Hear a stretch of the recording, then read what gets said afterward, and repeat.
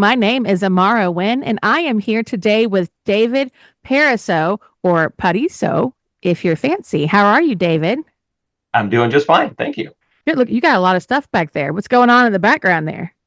Yeah, well, you're catching me in my lair here, so my home office. So obviously, I have a day job where I design electronics, and so that's what you're looking at back there. Oh, that looks fancy. Okay. It's I fun. kind of want to play with everything, but I'm pretty sure I'll break it all because me and building No- technology don't mix. Nothing you can break. Oh, you haven't met me yet. I can break some stuff. Yeah, we have caught you at your home base.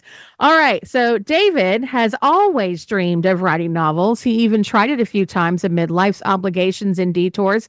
This is your first book, right? It's the first one I published. Yes, Okay. Dreams of Verdure.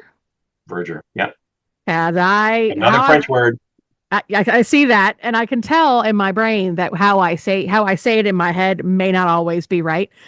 Is the culmination of that dream. The first, he hopes, of many books along the path. The second book is already out, Mhm. and that one is Songs of Flint. And let's see, it's a sci-fi books, a fantasy. David has spent years in the high tech world as an engineer, wrangling electrons and debugging unruly code. That sounds like you're much smarter than I understand. And David lives in the Bay Area in California, so he is a whopping 2 hours behind me with his wife Janice. Hi, Janice, and his writing partner Coco. He's Oh, not here right Coco. Oh, Coco, now. Yeah, who has been invaluable in fleshing out Pritha's. Am I one of the pronouncing? characters. Yeah. Oh, I know who Pritha is, but is that how you say it? Pritha? Pritha. Yeah. Pritha. Okay. Pritha's details, though he still doesn't understand why she had to be a cat and not a Shih Tzu. I finished your book last night, Oh, cool. and I can see why Pritha is everyone's favorite. Mhm. Uh, Super so, cute.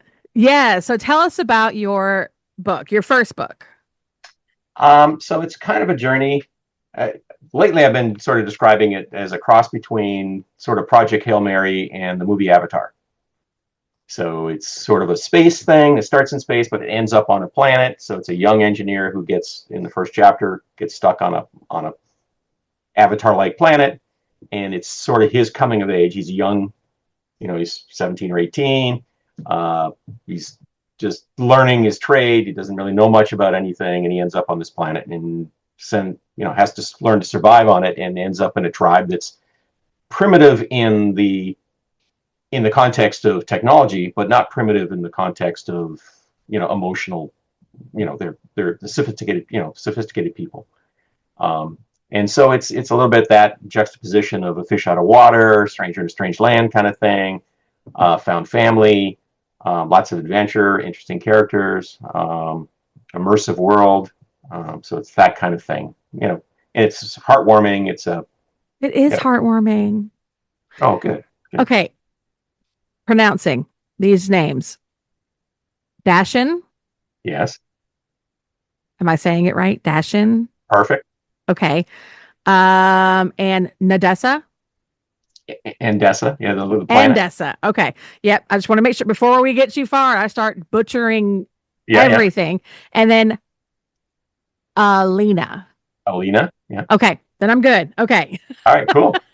I was just, in my brain, whenever I'm reading something, Yeah, me I too. think it was like Hermione, I think, in Harry Potter. I did Yeah, not yeah. pronounce that Hermione at all. Especially if, and I tried to keep the words reasonably short in the so that it would be easier because I remember reading uh, some of Colleen McCullough's books, and she did a thing on Rome, right? She had a whole series on Rome, and the Roman names are like 5 words long, and they're all about that long.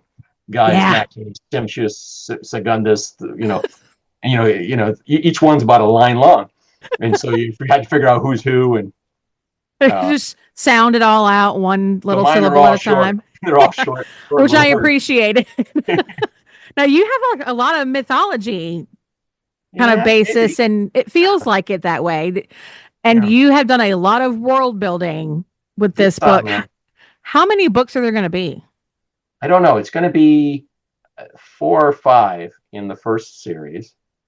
Um, I have some thoughts for a follow-on series if it does, if people really want to read, are really excited about it. So I'm about halfway through this third book, and there's either going to be a fourth or a fifth. So I'm not quite sure if I can combine the third. I've already got first drafts of all 5 books, but I don't know if I'm going to combine the third and fourth books together or whether or not they will be in distinct. So not quite sure yet. So I already Okay, know kind of what the arc of the story and kind of what happens. so I Um, have to I have to wonder because having only read the first book and the second one is out now. How you have a job in electronics and engineering, how writing. I know you said that you always, how did you end up here? um, I always liked to write, and I like I said, I tried to write a couple books before, and I actually finished one, but I never published it. And looking back on it, I'm glad I didn't. So, I get um, that. I feel that yeah. so hard. Oh yeah, yeah. I'm really glad. I'm really glad nobody can look back at it and go, "My God." I get it. Because I tried to do so much in it. I tried to be so cute, and it just didn't come off. There was a lot of dreams in it, and they were based on movies, and it sounded like a good idea at the time, kind of thing, but Yeah. it just didn't come off. And then I did a time travel one after that, which I didn't quite finish. I spent a bunch of time on it. I had some really interesting ideas for time travel, but it was hard to pull off, and I got sort of stuck and you know in a loop, I guess, in a time loop. Never got out of Huh. there. So might still be there. I don't know. um, so yeah, so then I there was a big. I started a couple companies. So I was like, I couldn't write at all for 20 years, pretty much. Um, Aside from like technical writing, Which is paper. so much fun. Oh yeah, it's so much fun. And and then when I was starting to think about retirement, I was starting to get wigged out about it because I've always been really busy, and it was bothering me a lot, and I didn't know what to do about it. And I've had a lot of, I know a lot of people who are retired who are not happy being retired because it sounds like you have a good time, and you for the first few months you go off and you do all the stuff you never did before, but then you're like, okay, well, how do I fill my days? What do I do? Because you're so productive for so long, and that really, for me, I was always really creative, and Are you at retirement age? I can, yeah, I don't have to work anymore. I'm Oh, still you working don't a look lot. it. I'm still working a lot, but I don't have to You anymore. don't look it. Oh well, thank you. You're welcome. Thank you. So, so yeah, so it was wigging me out, and because everybody kept asking me, when are you gonna retire? When are you gonna retire? When are you gonna retire? And I was like, and every time I was starting to get really anxious about it. And so my wife and I were on vacation in Hawaii, and I was just starting to play around. I gotta have time, right? Because again, I can't be doing nothing. I'm a person that can't be doing nothing. Otherwise, I get myself in trouble. As bipolar for a lot of my life, or still bipolar. So if I don't give myself something useful to do, I will find things not useful to do. Yeah. Um, so I was reading your book, and which I really enjoyed, and I really liked the middle a lot because it was unexpected, and it really resonated with me because I recognize so much of the spiraling and the in that depression, and it's really hard to describe that in a book. And I thought you did really well. Thank you. I So struggled with that part quite a bit because I wasn't sure how to market it. Like you have like a yeah, pretty clear idea of how to market your book. yeah, Um, because I feel like it's a contemporary romance. It's borderline romantic comedy, but heads up, right smack dab in the middle, it gets into real world, real life stuff. And I've I never thought it was really known how to refreshing. market it. Well, Yeah, it was thank really refreshing, you. and in my review, I tried to explain that it starts off. For me, it was a real Bridget Jones kind of feeling. Really great banner, really good dialogue, really interesting, and that was throughout. Where that was there, um, but it got real, which was nice because so much of that other, which is enjoyable, is really surface, and you kind of read the story, and it's like, oh, that was fun. I really enjoyed that trip, and there's nothing wrong with that. But your book had a nice dimension to it, a more realistic dimension to it. Stuff that probably all of us have been of experienced at one time or another in a relationship, where it's not all That's fun. exactly what I was shooting for, was hoping that it was. I feel like we don't talk about that stuff enough, about the Yeah, hard stuff. We just kind of skim over it, especially in when we're writing. And you get this because you're a writer. You want to cater towards people who you think will read it, yeah. but at the end of the day, you want to stay true to the message that you want to send. And life is messy. Yeah, and in a lot of the rom-coms, you see there's a scene in there where there's a breakup or there's something else, and there's a tub of ice cream. The good friend comes over, they go through the ice cream, and then the next scene everything's better. And that's okay because obviously it's a movie or whatever it is, and you want to keep the story going. But in yours, it's more realistic, right? It's not an evening with a tub of ice cream. No, it's a deep, dark spiral. Yeah, and it was more human. And when I was writing, for me, I didn't really, in the first books I wrote, I was writing for other people, right? Hey, this is going to be cute. People are going to like this. People are going to like that. But when I was going through this, and I didn't start trying to write a book that I was going to write a book, I was just playing around with characters and playing around with different ideas. And I had a bunch of different ideas, and I was just writing just to keep my mind busy as I was trying to think about these things. And the character just sort of happened. One of these, again, I had a bunch of different ideas. And then this one character just caught my interest, and the story just started to flow and just started to come together. And then eventually I realized that, hey, this could be a real novel. Maybe I should do that. And so I was writing really for myself, and that's the guiding thing I started with. I said, I'm going to write a book. Once I decided I was going to make this a novel, I'm going to write a book that I would like to read, because I just don't know what other people are. It's hard to guess what the market's going to do or what this other person was going to enjoy or whatever. But this is a book, if I picked up and I read it, I would have enjoyed it. I would have got to the end and say, oh yeah, I really enjoyed that. I'd be looking forward to the next one. I Um, did that was my thought exactly. You nailed it right on the head.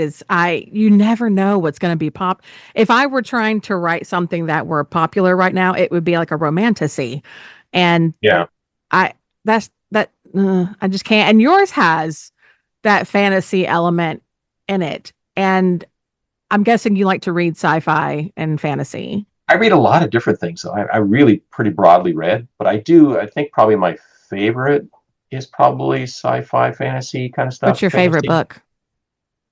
It varies a lot, but I mean, the Murderbot series I really like. Martha Wells' Murderbot series is real fun. I'm working on something along those lines for like the next series I'm thinking about. Um, I liked the Jim Butcher books. I don't know if you've read the urban fantasy book. Yep. I like that. The fun characters. Uh, uh, John Scalzi, I like his stuff. So they're all kind of upbeat, interesting. I've read some stuff that's can do the sort of three body problem and those kind of things. I enjoyed it, but they're a little harder on the science and a little less on the characters. And for me, I need the characters. I'm more interested. I mean, the science is cute or whatever it is, and in mine, there's not really any science. There's I mentioned some things that would be true, but there's really light on the science and much richer on the characters, which for me is what makes it interesting. So even though it's a fantasy set on another world, this could be a contemporary book with regular characters if they weren't aliens, right? I mean, Right.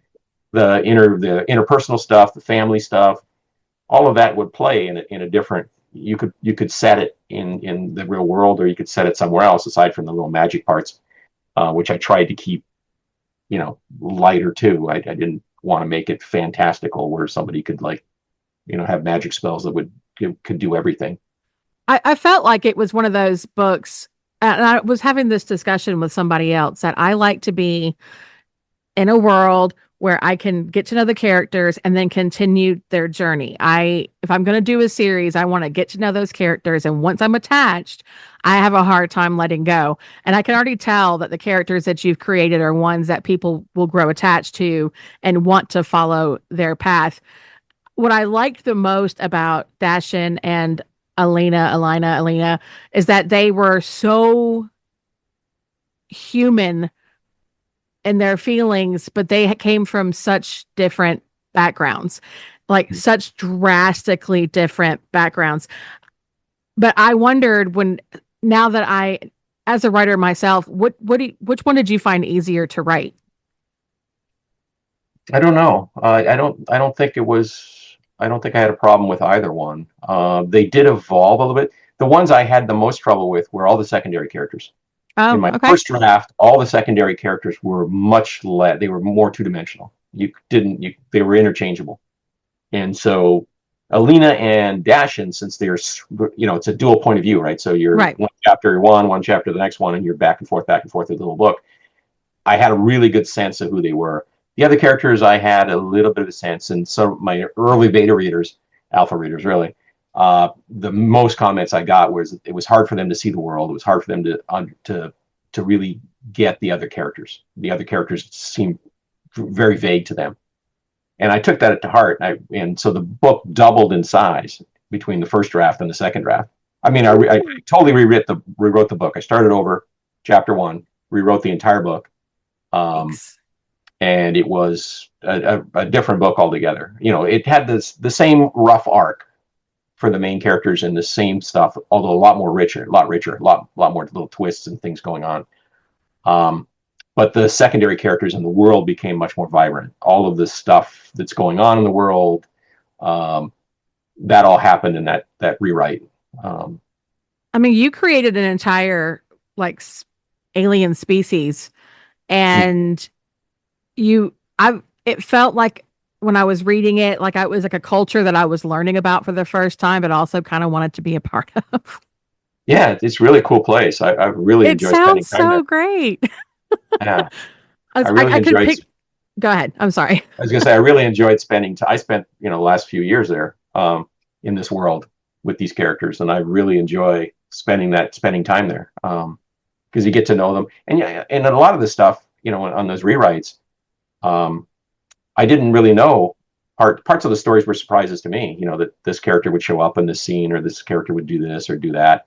Obviously, it sounds, when I hear people say that, I always feel like it sounds facetious. People are, it can't possibly be true, but it in some cases it really was. I start the chapter, start writing, and you know, there's one place where Fodrick shows up where he's working on the whatever it is. That was never intended. That happened, in that paragraph that he showed up and is like, okay, well, why is he there? And then he has that conversation with them that's really revealing, which was never intended. It was never in the first draft. It was never intended even in the second draft. It really just showed up in that chapter as I was writing it. So that process of discovery was really, I really enjoyed that as part of the writing. So I'm guessing that you're not really a plotter.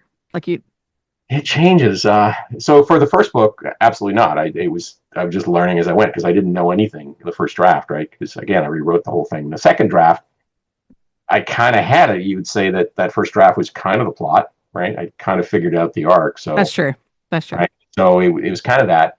Now, as I'm into the third book, I'm having to plot a little more heavily because there's a lot of balls in the air, and I got sort of bogged down in the middle there. I knew kind of what the start was and what the end was, but that middle has been really rough because I had to introduce a bunch of stuff, and I've been slogging my way through the middle. I think I finally have all the balls kind of organized, but it's a challenge. Do So you when you find that? started, I'm go ahead. sorry. No, I was going to say, do you find that writing up to, because my beta readers were very kind, and I think because they, or my alpha readers too, they didn't really give me any feedback. Yeah. Uh, did you take it kindly? Because I'm terrified of someone coming back and saying, this is not what I want. Like, I don't know if I Yeah, would make yeah, any I didn't. changes. I had a lot of beta readers, probably 30 plus, something like that. And I found a really wide range of feedback. Um, and out of those 30, I had, I'm going to say, three or four that were really worthwhile. I had a whole bunch that hey, really loved it. It was a great book. You know, that's not super helpful. I mean, it's nice to hear. Right. I always like to hear it, but it wasn't super helpful. Um, and then I had a few that were that didn't care for it. I don't know if they, they said, well, you could do this, you could do this. I had one person offer to write the book for me. Oh, Basically say they wanted, they had something else in mind, where they would come and start attacking and, whatever, and there'd be this whole thing. And I don't know, it was a totally different book altogether. It had nothing to do with the book I wrote, but they wanted to write it for me. And it was, oh, that's nice. yeah. Thanks, And guy. yeah, it's like, okay, well, that's not very useful. But I spent a lot of time, and I had a bunch of editors look at it as well, and got feedback from a bunch of them. I found that really what it took is just trying lots and lots of people until you find the people that are giving you the feedback that you need. And I found that feedback has changed over time. As I've grown as a writer, and as my writing has gotten better and better, the people that were providing the initial input that was very useful to me at the level I was at, that's changed somewhat. And other people that I didn't understand what they were telling me, or the book was too far. There was too many things to change for them to be able to help me. Can maybe help me now. So I think that idea of continually reaching out to lots of folks. Stresses me Um, out. yeah, but I think you got to find your people, and if you give out like one chapter to a bunch of people, and then just see kind of what you get back, and then you can kind of find the people that will help you. That you'll find their stuff valuable. For my alpha readers, for the people that was really when I was rewriting, I would do it the way I wrote this. The rewrite is I did 3 chapters at a time. So I'd write 3 chapters. I'd send those 3 chapters out to a small group that I had, and I would ask specific questions about every scene in those chapters. And while that was out to them, like maybe once a week, I'd send out 3 chapters. They'd review it. I'd work on the next 3. And then somewhere during the week, I'd get their feedback in. I'd go back and rewrite those 3 chapters, tweak in anything that needed to be tweaked. They didn't quite get this. I'd say, this is the scene where so-and-so does this. Did that work for you? Do you have any comments? I wasn't quite sure how this came across. Was it clear? Sometimes they'd be like, well, I don't know what this person's thinking.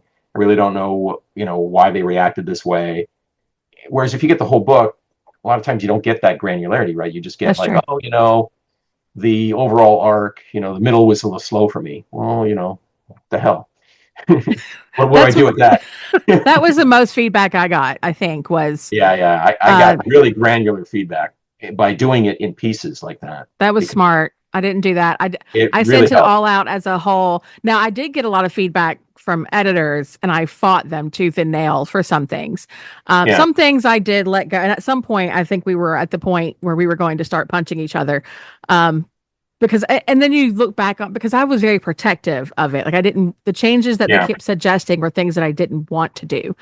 Um, and I think that's kind of probably maybe not so much now, but in the beginning, if I were giving it to readers, I'd probably feel the same way. Like, just don't tell me what works for you, what doesn't work for you, but don't tell me to change it, because I was so protective of yeah. my story. Now I've reread my book and realized that some of the things that Saul was telling me were probably right, but too Uh, late. one thing that I think it was Oscar Wilde said this. Somebody said it. I think it's him that attributed. They said, when a reader tells you that something's not working, they're almost always right. I When they tell know. you how to fix it, they're almost always wrong. I'm gonna keep So that in mind. yeah, so when they say, oh, there's something about this scene, this character, what you should do is X, Y, or Z. The X, Y, or Z is usually not the right way to fix it. But the fact that there was something that niggled them about that character, you can usually go back and find something that works for you that would address that. Maybe I needed to add a little bit more in the way that I want to do it to describe this or to describe that. Um, but maybe I needed, so that really helped me a lot when they would provide some feedback. They didn't tell me how to fix it. The beta readers were great. Editors have an opinion on what you should do. That's not always great. The thing that was nice about beta readers is most of them don't have an ego into this thing, and they're basically saying, oh, it's really good, but there was this little part I just, it's probably just me. Often they would say something like that, and it really wasn't just them. It was true, because 2 or 3 of them would mention, and they would never push on it. They would always suggest. I'm talking about the best ones I found. Right, I went Sure. through, like I say, 30 or 40, and a lot of them were just, you could tell they read it, and I would just get a short little report. Hey, I really liked it. Uh, and maybe 1 or 2 little notes. And I went through all the notes really carefully. But it really helped me. Also, I'm at a point where I worked a whole career, so I worked with lots and lots of engineers, and over that period of time, I've gotten a lot better at taking feedback. Right, because I'm designing products, people come back and say, "Hey, this is not working, and that's not working," and I I can take it for what it's worth. I'll look at it and I'll figure out the way to fix it. I don't always take their advice on what they think I should do to fix it.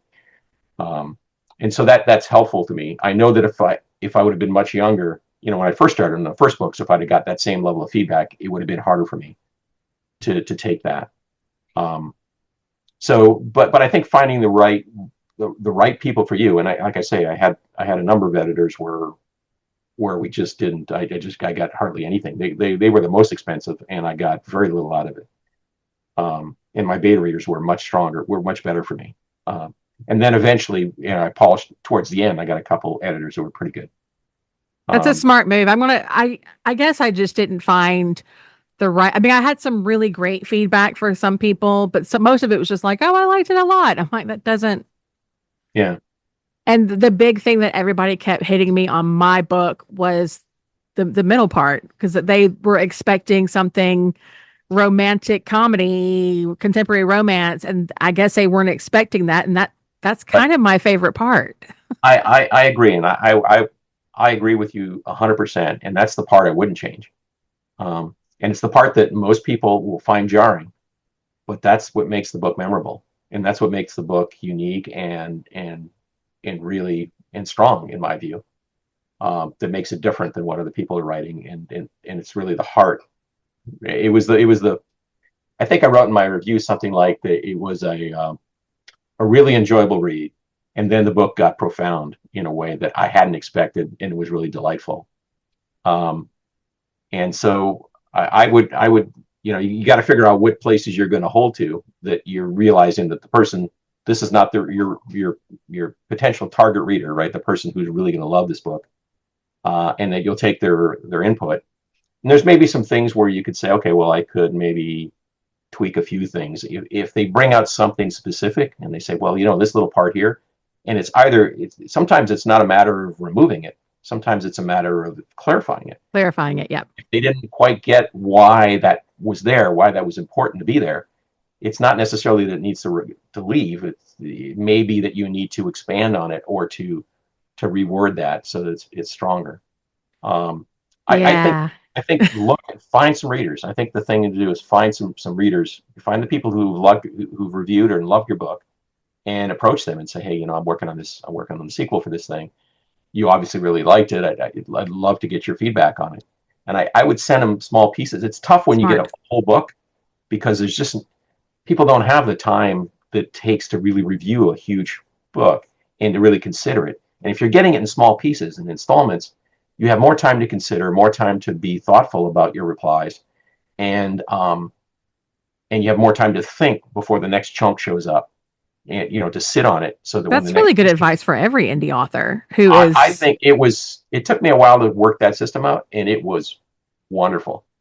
I haven't done it hmm. as much on for the first 2 books, and the first 2 books were much faster to write, because one, you're also accountable to people, right? People are waiting for the next thing, so it's keeping that book moving, and you're getting the feedback early on, so that if something's not working early on, you don't wait till you get to the end of the book to realize that this character didn't work back in chapter 2, and now I got to rewrite that character through the entire book again, right? You learn that right away in your first 1 or 2 chunks. That's true. You It's you figured out a great system. it worked really, really well for me, and it really helped a lot. And I'm gonna use it again, and I'm gonna use it in book 3 there as soon as I figure out what the heck's going on in the middle. I'm gonna start, and I'm already up to, I don't know, I'm in 30 chapters or something like that. So Yeah, But I was really bad. Mine was so big, and really, it doesn't feel that big. it felt so big. It ended up being, I think, 456 pages. It was Yeah, for, it almost says 90,000 457 here. words. Yeah. And, but before that, it was like 120,000. You're at 90. And Is that what you're at? 90,000? yeah, right around 90. So when you're at 450 pages, the thing that's confusing about that is it feels like it's a big book, right? Yeah. That's really a It big goes book, by really fast. but you have a lot of dialogue and really short sentences, really short paragraphs. And so those, my book is less pages, but A lot more it, dense. it's half as long. Yep. So it's 145,000 words. Oh, yeah. Mine was right. I cut mine from 120 to 90. And you're right. You know, that probably makes sense because mine was all dialogue. Because when I Yeah. first figured out how many pages it was going to be, I was like, what the? It's not that many words. Also, the formatting is a little bit, tightened. So yeah, it's a lot of pages, but it's really not that many words. It reads really fast. It reads a lot faster. And so there may be times when people look at the page count and go, And wow, get that's a big book, and overwhelmed. it's a little daunting. Yeah. I try And to stay in that range of like 80 to 95 because I think yeah, that's a good that's a sweet solid. spot. I can't get there. Just and I've had editors tell me, you need to cut a third of the book out. I'm like, okay, how do I take a third of the book out of there? What would you like me to take out? That's kind of Uh, where I was. Like, where do I? Because the first time I made that pass, I was like, hey, what do you think? And it was like, this is great, but you need to remove a good 30,000 words. I was like, but where? Like, where yeah, does it go? Now, and we did fight about that quite a bit. And I think ultimately we landed at a fairly decent spot. yeah, But yeah, it was, and I realized it really just would have drug on. The whole middle part yeah. would have drug on. So I did shorten that quite a bit. It But, it reads it reads well. I don't think that it needs to be any shorter than it is, and I don't feel like there was anything missing. There was the only part I had was the after the middle part, and I know you wanted to end where you ended, yeah. but it kind of felt like there was some filler in there. Like you're Yeah. like, okay, how do I get from this time of the year to To this this time? time of the year. you know, That was some a part of magic the happens cut. here. That was Some a part magic. of the cut. Oh, that's where the cut was. Okay, Yeah. that makes sense because there's a piece missing, and I was like, I kind of feel like there's a Yeah. piece missing here. There was because it was so Uh, big. yeah, yeah, yeah. But I think you kept the important parts, which I think is great. That's what I tried to do. And I don't think I even realized that your book was that many words because I Hmm. went through it really quickly because Oh, good. you get engrossed into it. And I usually can read pretty fast, but I think yours yes, Avatar. It was like Dune meets Avatar to me, is what it Yeah, felt a little like. bit. Yeah. It Yeah. has Dune was another series that influenced me.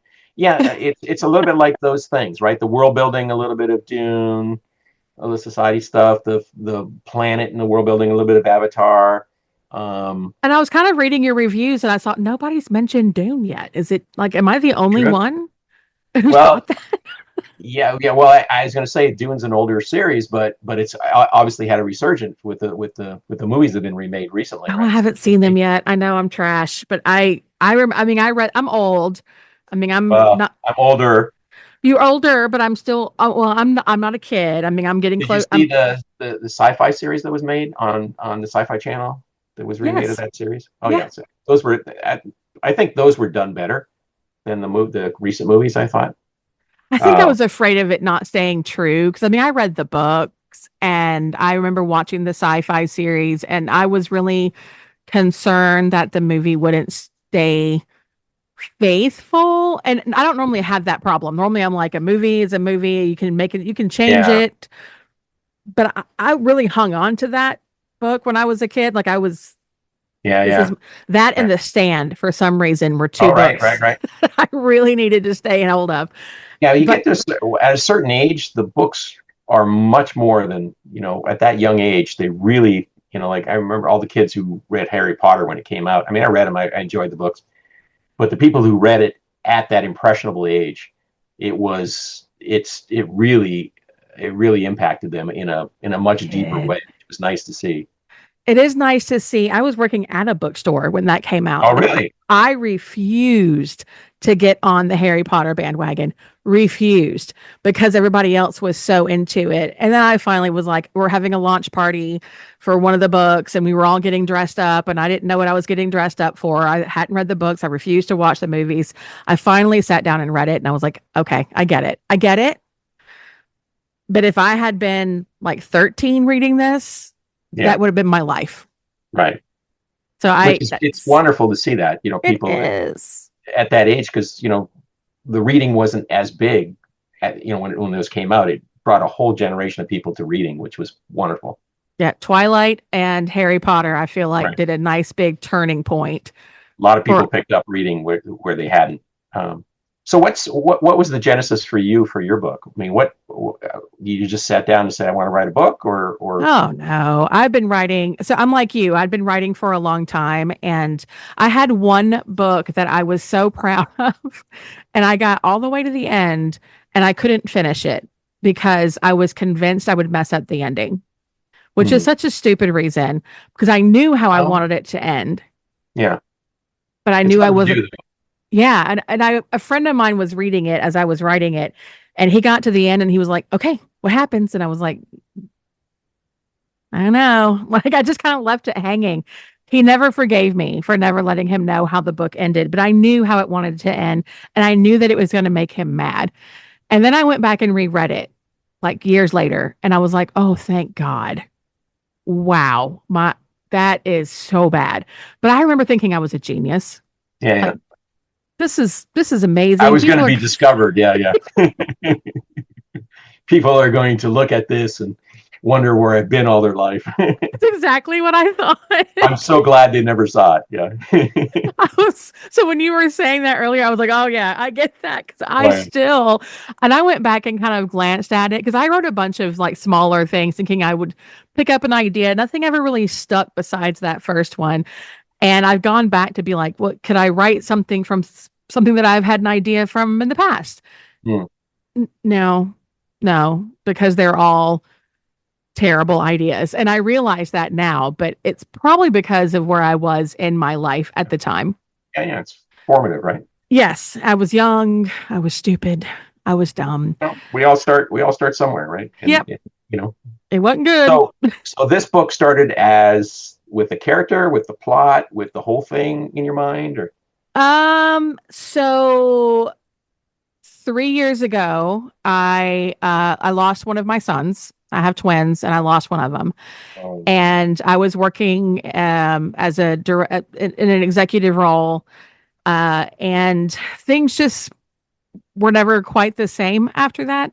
So I probably checked out quite a bit, and found myself becoming a recluse who never really left the house much yeah, other than to go to and from work. And it was getting harder and harder to do every single day. Just getting out and doing things was getting harder. And I have a very great small group of friends who I kind of married into a bunch of different characters. But at some point, I just decided that I needed to be at home with my other son because they're twins and he has medical issues as well. And I sat down knowing that I kind of had a plan for this book a couple of years ago and had worked on it. The plan that I had originally and what I ended up with are very different because it ended sure. up being um, where Sydney was very outgoing in the beginning. She was not that way now. So I Yeah, think I had the character first, because I knew that I wanted this character and I knew that I had her friend, like Sloane and her were my, yeah, yeah. I They're had them. really strong. They're the two strongest characters, and I like she's Yes. snarky, and Sloane's he's kind of goofy, and He's an idiot. I love him. yeah, and yeah, he's really, those two are the strongest, obviously the strongest characters in the series. Yeah. Uh, I mean, it's got the romance, but I didn't want to really it to be yeah, but fully I like romance. that the romance is emotional, Yes. right? There's so much romance where all you get is the physical, and okay, obviously everybody knows that is there, but for me the emotional part is the interesting part. Me too. Stuff And we're all dealing with. And I think that, and luckily, having those characters made it really easy. And then my own situation, I think, is what completely rebuilt the story. But I always said that I would never make characters after people that I knew and that I would never write myself into the story. And then Mhm. I did exactly the opposite of what I always said I was never going to do because I feel like there's parts of me and Sloan and Sydney. There's parts of my husband Mhm. and Sloan and Elias, mostly Elias. I took my two best friends and they became Sloan. A very lovely woman in my life is 100% Nora, but I think it was more for cathartic reasons. I just wanted to get through anybody who knows me well. And you were asking earlier about like what should you cut and or what people thought I should cut. People wanted me to get in more detail about the past trauma, but I chose not Yeah. to Mm. because it's so personal that I opted not to, and I didn't think it was necessary. Well, But I could see there was a choice, right? I could see that yeah, you had made that choice, that it was not going to come to light. And that, at first I thought, oh, geez, I wish I would have known. But then afterwards, like, it doesn't need it. It's good to leave it to you said enough about what it is for people to get an idea, right? I mean, that's what I was hoping. did they need the details? Probably not, right? You didn't need the details. I Matter of felt fact, like at that point it was just people were just being nosy. yeah, well, the emotional part's the important part Right. again. It people take things differently, right? So something that could be super traumatic for one person might not be so traumatic for another person. Exactly. Something that might look like just a minor thing could be huge, a huge impact in somebody's life. And so for then somebody else who's reading it to make a value judgment about, oh, well, the character would never do that, or the character should just get over it, or why can't they just, to leave it to the person to realize that, hey, this person has emotional scarring or emotional baggage from whatever it is. To them, it's highly personal, and they are struggling to deal with it. Everybody can understand that. That's what I was Yeah. hoping. 1,000% was I wanted someone if who they were reading it to be able to go, oh, that could like whatever the situation is because it is vague, but it does kind of point towards certain And things you gave that enough hints that it's not like you couldn't figure it out you if you get didn't want yeah, to.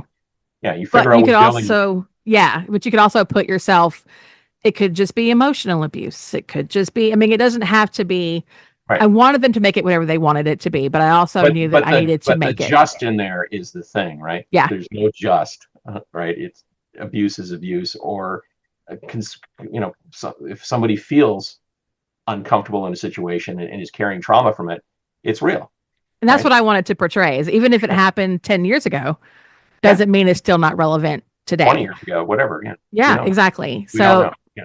Yeah. for me, it was just, I had this character and I've had this character in my head and I've probably written her into every story in some way. Um, but her world Does she changed. show up in the second book too? She does. So something you could do, because you mentioned about the ink comes up a lot, right? You don't know much about her aside from the ink, and right, you don't know. No, I see, but you could say a lot through the pictures. You mentioned a few of them, kind of side by side, something about scars, um, but you could describe the ink. You could describe the pictures, and I think you do that, and I think you can say what you need to say through that. That's probably what I'll do. The next book is really Sloane's story, but it is going to be, she's still going, her story will continue through Sloane's story. Right.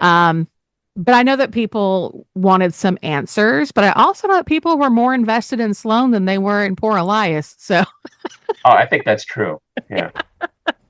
Well, he gets more screen he time. gets yeah, he gets more screen time than Elias, and he's a little bit more well defined. We don't know much about Elias, and you Yeah. had two little sections where it was his POV, where he switched to his POV, just a couple two short little sections. But we don't know much about him. I kind of like that though. That's what I didn't want It's it because okay. I wanted it to be her story and not so much his. Yeah. Um, but then I thought the next one I would write from his point of view, and then I realized that people wanted more Sloane, and I agree because Sloane is my favorite character. Yeah, Uh, I think so many romance type books get so invested in the the romance protagonist. part. Yeah, that Right, right. I I wanted it to be where she was finding herself, and this man just happened to be there. Yeah, I like that. I like the turn of that toward in the latter part of the novel, where he's not the guy who's going to complete her and fix her. He's she finds herself. And then he's whatever. Not to give away the whole story, but that's what happened. Right? It was nice. It felt like a more adult story. Something. I don't mean adult in the sense of moralistic or whatever, but more rounded, fully fleshed, and interesting emotionally. Something I more true to life. see you worked in engineering. I worked with families before I did this. That's Oh wow, that's that's all I did for 15 years was work with families and work with trauma and wow. family dynamics. I mean, I taught college about family dynamics. So Mm. I also know what it's like to not have parents anymore. I Yeah, mentioned yeah. Sydney's brother, Jonathan, who had also, and it's just a quick little blurb. That's my son's name. So Mm. it was, I understand, but I also got to see it so much from this side that I really wanted to honor the families in some way by not spilling everything. Does that make sense? Yeah, yeah. No, I think it was. I think he made some really great decisions in there, and it made the novel, that much stronger. I think. You're Uh, awfully sweet. well, I mean, I really enjoyed it, and I've recommended it to people, and I think it's a book that needs, that deserves to be read. That people will enjoy. So Well, I think you also deal with conflict quite a bit in your story. Conflicts, somewhat, yeah. stakes. For me, that's what I felt. I felt like it was getting very uh intense. Maybe it's because it's No, it does. It does. me and it's 2 o'clock in the morning and I'm The reading it. the last third of the book flies. I mean, It there's just does a lot going on. fly. There's a lot going on. Dashin is sort of thrown into these like trials that he's not prepared for. Right. What you decided to push that poor character so far outside of his comfort zone. Yeah, no, there's a lot going on, and you don't know what's going to happen. It doesn't seem like he can get through it. He doesn't know if he can get through it either. And him and Alina are kind of thrown together. They're both struggling. They're both young. They're both coming of age. They're in They're that so thing where young. everything's coming around you. You don't know what's happening. You're developing yourself, and then on top of all of that, you have this thing where you might die. Yeah. Uh, Oops. yeah, and Just we might get die. yeah. Well, you get Pritha in there, which is cute, which adds it. You have the children, which I think are um, which adds a dimension to the story too. The two children. Um, I have to not know. saying it's often. I have to know. First of all, where did you come up with this idea? Because even though it does to me read Dune and I really do see some different sci-fi type elements in there. What, especially Avatar. At what point were you like, this is the story, this random story about these kids, one from this desert and one from this like lush, beautiful land, and throw them together and then hope for the best. I discovered it. I had no idea where the story was going. I only had all. I started with the very first chapter, which was the scene with him on the ship, and he was going to go to some planet. I didn't know what was there. I didn't know who was there. Okay, but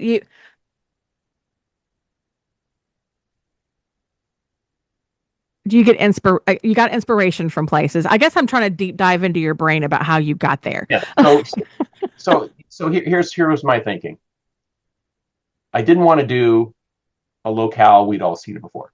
So I didn't want to do Dune. I didn't want a desert world, although that's kind of where he comes from, a desert world. But I wanted to set it something other than Dune. I didn't want to make it Avatar, so I didn't want to make it on the forest floor. I didn't want to make it an ice world, right? So then I said, like, well, what if it was in the trees? What if it was way up in the canopy of a Those jungle? tree people, man. I haven't seen a book where everything is set in that setting. Sure, some people climb trees or whatever it is, but something where the entire story takes place in the jungle forest way up in the canopy. It And is so, insane how you can see it in your head too. It's like watching a movie so while how you're would they reading live? it. Right? How would they live? So they're up there. You have to get water somehow. You have to get food somehow. And so what would that look like? And so I just sort of followed that thread, And when I was rewriting, the first part of the story had the kind of the world, but it didn't have all the details. But in the second rewrite, I have the farm, I have, the hunting, and I have, all the bits and pieces of how that life goes by, the cisterns and the water, and some of that stuff comes in. And I don't, I always, I'm not a fan of stories where the world building is the thing. In other words, Ah, somebody envisions a world and they spend 100 pages outlining, hey, this is the world and this is the way it works. And this is, I wanted it to sort of, for you to be in the world and stuff happening and to see it without the world, without beating you over the head with the stick and saying, oh, yeah, hey, look over here and look over here and look over here. I just wanted it to naturally, so you just get dropped like the way a little bit like Dashin. He gets dropped in the world. What literally. did he see? What does he learn? He's tangentially aware of all this stuff, and you learn the world as he learns the world a little bit. And I wanted I always I like strong characters, like men and women. I don't like the women to be like in the background, fawning damsels. So there's there's a lot of really strong women characters, There are. and I like that. Alina's not wandering around waiting for her bow. She's a fighter. She's arguably, and Dashin's not. And I also don't like the protagonist who can do everything. Right? He's the chosen one. A little bit like the thing that, although I really love the Dune books when I read them, when I go back and reread them, and I've reread them a bunch of times, the fact that he's kind of the chosen one, Yep. and he's got all these skills and he can do all these things that other people can't do is was this happened a lot in fantasy books, but I didn't want that. I wanted him to be like a normal guy, who fails and tries, Makes and mistakes. yeah, I wanted him to have a large heart, right, and to really try and to be a positive person, but to succeed through hard work and through the help of others, right, others who lift him up, and through some luck, right, through that way, and to be a part, other people have a role in it, and that becomes more so in the other books, right. He becomes more integrated, and he's less the hero than a part of the world. All the other characters get much bigger roles going forward. I noticed when I was kind of going back through and like getting your biography ready, I was reading some of the reviews from people. Um, and I know several people said that they felt like it was slow to begin. And I didn't Yeah, feel that way at I all. had I had a mixture of people. I had some people that had that feeling, um, and it's true, but I find that that's true in a lot of great novels that I really enjoyed, because in the first draft of this thing, it wasn't very slow in the beginning, but for me to really become invested in the characters, I have to get to know them, and it's really hard to get to know them unless you really spend the time to develop the world. A lot of people couldn't see the world, couldn't see the characters in the first draft. That was the biggest comments I got. And so I had to take the time to develop all those characters, develop their interrelationships, and develop that. I tried to keep some action, but there's not, because of the way the book is written and what's going on at the beginning, it's hard to have Dashin have a lot of agency until Right. a little bit further. And the magic that came about, I hadn't planned on putting that in there, but I didn't want him walking around and learning the language. I always find that annoying, that somebody can walk around and learn the language in 10 pages. They've been there and now they know everything. Now they know everything. Yeah, I didn't want that, but I needed him to know some stuff pretty quick, and so that's how some of the magic stuff came about. Alina's gifts and stuff, that because I didn't know how to fix that problem, and so that's how I fixed it. And that it comes across it touched other parts of it. It changed. There's other bits and pieces that come across in other books that are tied to that. But the magics are they're minor. nobody can fly, and there's none of that kind of stuff going on. Are you But going to deep dive into more mythology as you go? there's a little bit, yeah. So we get a little bit more in the second book, and the third book is when you finally find out kind of what's going on. Okay. Yeah, That's what I want to know. yeah. So I'm just about to that part in the third book. Halfway through the third book, you finally all the, you finally figure out what's going on. That's where I need to be in your series because it left me asking questions and Oh, good. I like that about books when I get done. And 'cause, I mean, I As long as finished the it question's last. not why the hell did you do that? That was not one of them. I already had it, and I sat down with it. I guess it's been a when we first started talking about doing the interview, and I finally got a chance to finish it, and I closed it, and I got like all day today. It's been kind of just staying with me a little bit, Yeah, and I that's when I know it's a really good book when I put it down and I when keep it thinking lingers, about yeah, it. Yeah. And then I keep wondering, okay, well, now what happens? And why is this happening? And what is really going on here? Like, yeah, yeah, yeah. how do I get that without telling him, hey, I need you to just tell me what happens?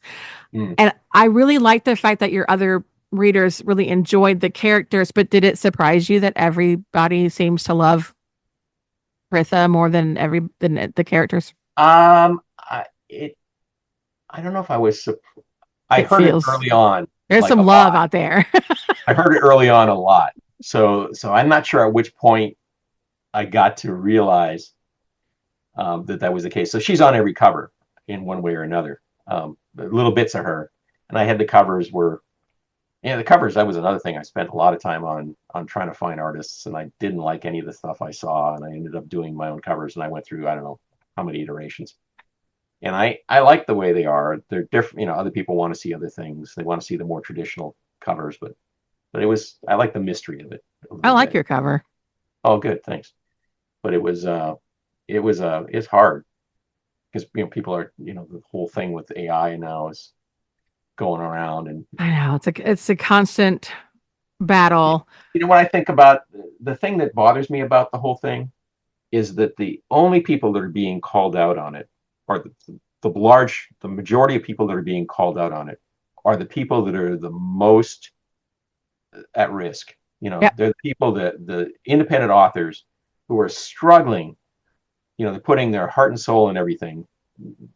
Most of them are not making minimum wage for the time, not even getting back their investment of what they put in there. They're struggling to put out the best thing they can because they want to share their stories with people. And these are the people that are being attacked for AI. Nobody goes after the The traditional big publishing five. people or the big five who may not be using AI, but maybe they're using AI. And a lot of things that the independent writers are being criticized on show up in traditional published books, but nobody's going after them because those guys have lawyers, those guys have clout, uh, and they can defend themselves. And the average independent writer is in a situation where they're being accused with like just without somebody really even thinking about it. They don't I'm even not get a gonna second lie, I thought. worry about it. I worry about it a lot because I know that a lot of the things that people are factoring as a tell are things that I've always done. Yeah, but I think that's okay. At some point you just can't worry about it. You just have to say, okay, I'm going to write it. I know that I wrote it. I know I did my covers. Um, and I purposely didn't use some of the things that you think are tells because of that. But in a very short amount of time, if not already, it's not like you can't say to AI, hey, write me a book. Don't use any M dashes. Don't use any of this. Don't do any of that. Um, and you're going to be able to write books that will be indistinguishable from what an author can generate. So whether that's a year from now, whether it's already today with the most advanced models, or whether it's 2 years from now or 5 years from now, we're going to have to figure out how do we have a discussion about this without these weird. It's like people say, oh, yeah, I got an AI checker that can check to see if AI is there. Well, I can run my AI generated text through that and say, okay, keep generating text until you pass that test. You know, it's just a weird it's a weird time, and it's unfortunate because the people that are being hurt I find are the people that are the least protected and that they're most at risk for it, and the people that are really trying to do the best they can with and to tell stories. It's It not like bothers me so much that indie authors are the ones that are being attacked. It yeah, bothers me so much. And not just, and I get the argument about the art. I do, because my husband is an artist and my daughter is an artist, and I did my cover art with his help and a little bit of help from a friend. But I mean, I did the majority of it myself. Um, so I get the argument, but you said it. These are people who are making less than minimum wage. yeah. They can barely even afford an editor, let And when alone. and when a guy who's like I want to name names, but uh, uh, somebody who's traditionally published, who's a bestseller, who's making millions James. of dollars a year, huh? Well, James. yeah, I'll say it. all right. Who's making $1 million a year? Who stands up and says, "Oh yeah, we can't have any AI generated art." And you've got it. You know, they got a team of editors, they've got cover designers, they've got all this stuff. For them to stand up and say something like that, okay, great. You know, nobody wants to use AI generated stuff. We're all doing the best we can. If somebody has to bang out a cover, um, and and also there's the line is blurred because all the tools that people are using, graphic design tools, you Oh, know, use more and more stuff AI. are being built into it. You know, so if you do a blur for a color palette or something on your thing, what is it? You know, you're not going in there and changing all the pixels by hand. I, You're using stuff that's inside the tool set. What part of those is AI? What part's not? And where does that line show up? that's exactly where I get frustrated is I would hate for someone to steal my husband's art or my daughter's art. I would hate Yeah, that. But I remember having to go back in and draw every little pixel, right? I remember yeah, yeah. doing that. I And still do now that sometimes. Yeah, I went through and made some changes with my little pen yeah, yeah, to kind of clean some stuff up. But when you go onto Canva, yeah. which people like, well, if you can't pay an artist, then you should go onto Canva. And Canva is like, that's AI. It is. It is. And it's stock photos that somebody has created. And Yeah, that's the thing for me. That's what I use is stock photos. Okay, great. So I'm going to use stock photos. I'm not going to use AI. And sure, somebody's going to get paid a penny for me to take that stock photo and put it on my cover and manipulate 4 or 5 stock photos that I'm going to get for free. So I'm going to build my whole cover for free. There won't be any AI on it, but I'm not putting money in an artist's pocket, like substantial amount of money. Maybe somebody's going to make a nickel, but you know, it's not going to change anybody's life, you know, because as an independent artist, these aren't the people that are paying artists anyway, that's true. right? It's not like the artist that can't afford a cover and resorted to AI was going to pay somebody $2,000 to do a cover for them. That wasn't going to happen. So What you happens either if have, you pay that $2,000 and you don't like what they gave you? well, that's what I did, right? I hired three artists. Oh, you did say that. Oh, yeah. Yeah, I had 3 cover designers, and I got a whole bunch of designs from all. I didn't like any of them, and I talked to a bunch of other cover designers. So I just did it myself. You know, I paid them. I paid them all, but I didn't like any of the stuff they did because they just took stock art and they did it in half an hour or something. And they just put it, you know, they got one picture and then they put the title in regular font above and below it. And I was like, okay, well, that I could have done that. looks like, yeah, I could have done, you know, and I did, but I spent a long time. I spent a month or 2 on the covers, kind of learning the tools and figuring out, trying a whole bunch of different variations, which is good because I feel like I've learned a lot doing it and I can at least get the product I want out of it. Plus, I was able to, the thing that you don't get necessarily, well, you probably do, but with a lot of designers, if you're doing the book, there's a lot of details as to the format and the layout of the book that are important. And if you're going to an artist, not all artists will actually give you camera ready art that you can actually get, you know, where the text and the spine is going to be in the right In place the and perfect place. yeah, there's a lot of little details, the bleeds and all that stuff that you have to know. As an engineer, that was easy for me, but I can tell that for a lot of artists, that's not necessarily true. And you have to know about the size of the book before you can do the cover. You, Right? 'Cause thank God KDP gave me the like breakdown of exactly what that's right. size I needed. And then That's I right. took that the basic format, Right. downloaded it, put it up, and built on top of it. Yeah, exactly. Exactly. That But when was you're getting stuff from an artist, they're just sending you a drawing. a drawing. You're like, okay, what do I do with this? Because it has to be exactly the right size, has to be in the right format. It's so hard out here. It's It's a so lot. hard. The formatting of the book is something I knew nothing about. The fact that you had to actually format the whole book, and you have to format the ebook one way and the paperback a different way. Oh, the Um, amount of times that I have formatted my paperback. Oh my gosh. I finally am like, yeah, it's just going to be what it's going to be because I didn't realize that the inside cover needed to be moved over a little the bit because it gutters. was too, Yeah, yes, and no one told me those things. It, yeah. oh my gosh, it was so painful. I think I have And then uploaded 37 and different as drafts. the size of the book changes, the width of that The gutter changes. width changes. It's so painful. Oh, It's now I've gone up 10 pages. I'm gonna have to redo my cover again.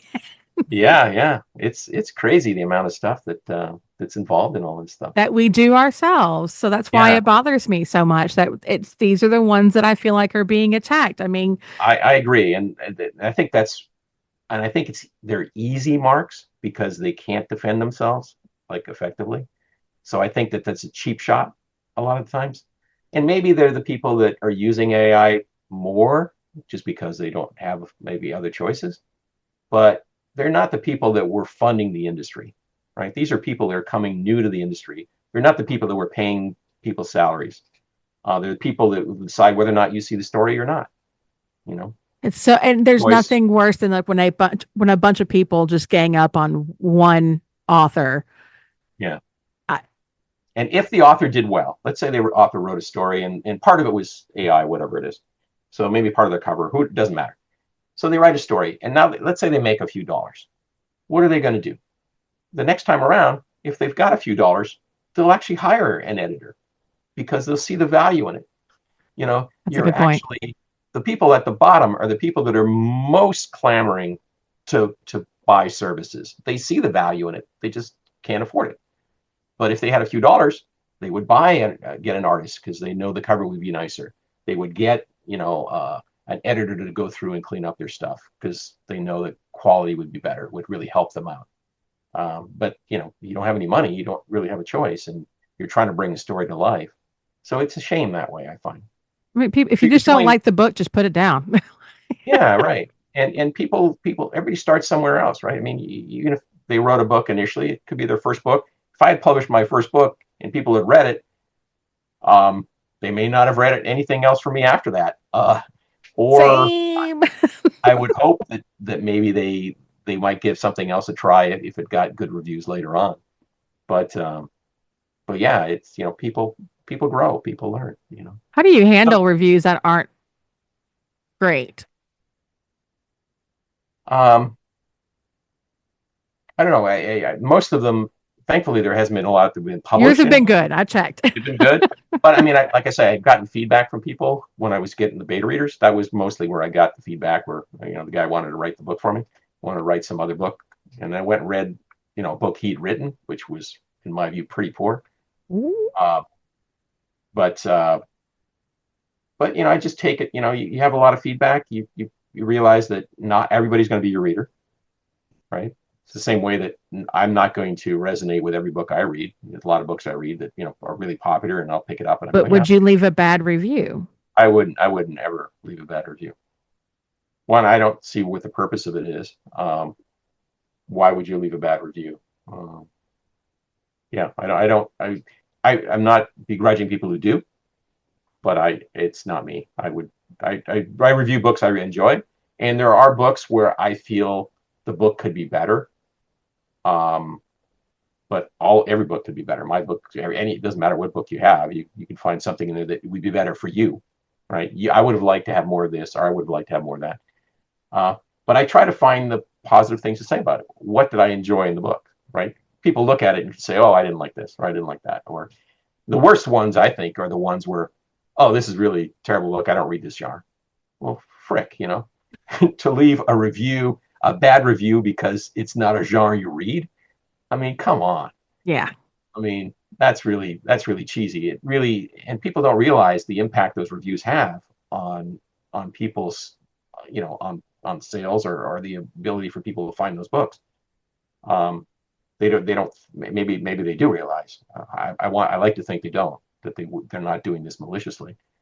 Um, But I'd say if there's something constructive in it, in the ones where people have said things to me like, well, I didn't understand this, or I didn't, like I say, my first alpha readers had a lot to say about the my secondary characters in the world, that they weren't very vivid. It was not immersive enough for them, and I took that to heart when I rewrote the book. I really spent time on that, really tried to make it, and I could see the world in the first book, but other people couldn't, right? Because it's It's in in my your head. head. Yeah, yeah. But even me, I mean, after rewriting it, it was even more vivid for me, right? Because I had to really spend time fleshing that out. So how about yourself? What do you do? Did you get bad reviews? Do you have people that have made comments? How do you do? I've gotten one email that was not nice, At least it was an email, but right? I was happy that it was an email. Yeah. It was not nice at all, but I Was it constructive? no. But why would somebody send an email like that? They just wanted me to know how much they hated it.